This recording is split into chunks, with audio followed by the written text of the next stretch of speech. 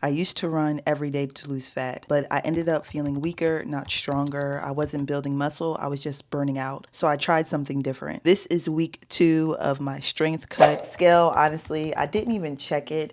I wouldn't say I'm not chasing weight loss, but I'm really focused on strength right now as I get back into my workout routine after being on vacation.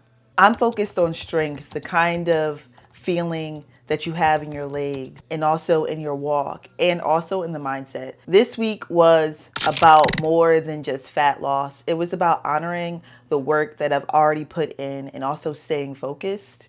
I'm trying to stay focused on my body composition and also trying to maintaining the gains that I already developed while also wanting to lose fat and also see the lean muscle that I worked so hard for during the winter. So let's take a look back at my week of workouts after getting off of vacation and also getting back into the routine of things. So I chose strength training for fat loss instead of cardio heavy workouts because in the past, cardio made me feel depleted, I will say. I didn't really see changes either. Now I'm focused on my body composition, also preserving muscle that I worked so hard for during the winter and also building on it, right? I still use cardio, but for heart health. Strength training pushed me to fix my eating, also sleep, and also stay in a slight caloric deficit with nutritious complementary meals. So here's what week 2 looked like. I stuck with my Monday and Thursday circuits, focused on movement and also intensity, making sure that I get in the walks in during the week as much as I can. And secondly, Tuesday was all strength, right? Front squats, RDLs, tempo reverse lunges, then full body on Friday with goblet squats, push-ups, and also bench press. I also wanted to work more on my hamstrings. I felt like they felt a little weak, and also I felt like I was feeling a little bit of tension, not in a good way in that area outside of the gym. So here we're focused on dumbbell step ups, also single leg RDLs, bench press, or incline bench press, also push-ups from knees or an incline. So why are we doing cardio plus strength training? So I used to do just strength training just to get my foot back in the door when it came to weightlifting and getting back into a routine. I felt like this was the easiest way I could develop a constant routine. And also my goals at the time was to get stronger, right? That was my main goal. I wanted to have a stronger squat and also build a stronger lower body, especially. But also adding circuits helped me build endurance without losing muscle. The circuits challenge my metabolism, also keeping my heart rate up and build lean muscle. Plus, in my 30s, I need both movement and also recovery and strength. And this is because I'm at a point in my life where I find myself running around with my nieces, finding myself in different spaces where I feel like having strength, having good movement, and being able to move effectively works in my favor. And also I feel a lot more healthier. I want to feel the way I felt when I played sports in high school. And the only way to feel that way is to get myself back in the mix of being more active and moving. I think the most important thing we can take from this episode is working on movement and promising ourselves to move every day. So during the series, you guys know that I'm working on this new circuit. So I'm testing how time efficient and also engaging these workouts are, right? I want to keep my clients engaged during the workout and also keep them motivated. So I'll keep you updated really soon on how that's going. Let's talk about like soreness, right? Focusing on our vacation and taking a week of rest. It's always important to rest your body. Don't feel like you have to go hard all the time. So I'll be honest, I took the week off. After 3 weeks, not counting my trial week, right?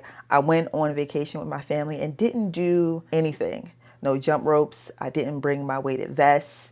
I didn't even really do my intentional walking, just rest. And I needed that. My body needed it. I took time to journal a little bit more, walk a little bit slower, making the beach more of my sanctuary, right? I took naps. I hung out with my nieces, spent time with my family. So we did no gym, became the best homebody we could.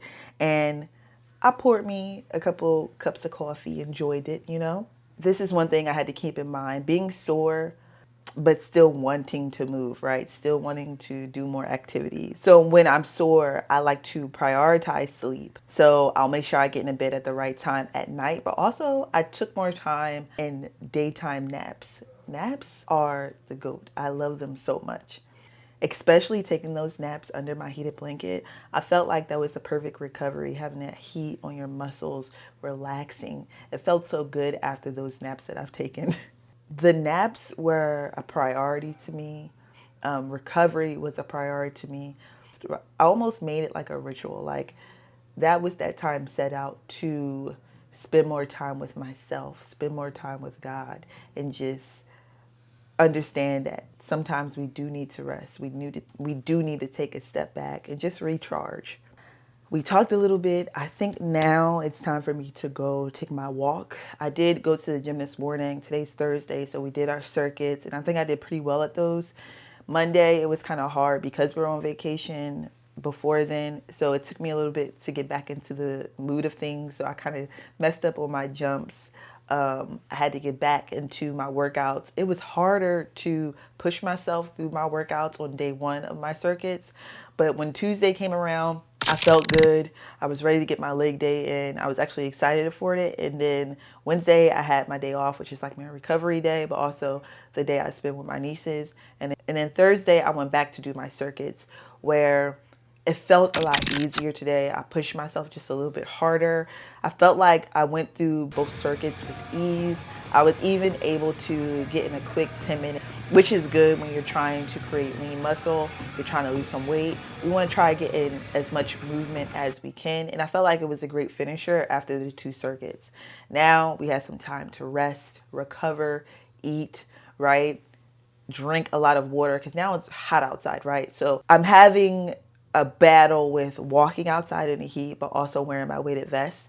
But to make sure that I'm safe and I feel good, I'm going to keep hydrating myself. I have a bunch of electrolytes that I just stocked back up on. So I'm drinking that. I have a bunch of electrolytes that I stocked up on. So I'm drinking that before and also after my workouts. I'm drinking a lot of water. I'm making sure to get in a lot of foods that are very water dense, right? And we'll talk more about that later. So we're going to go get our walk on now and I'll get some footage for you all. This is what I'm wearing to the gym.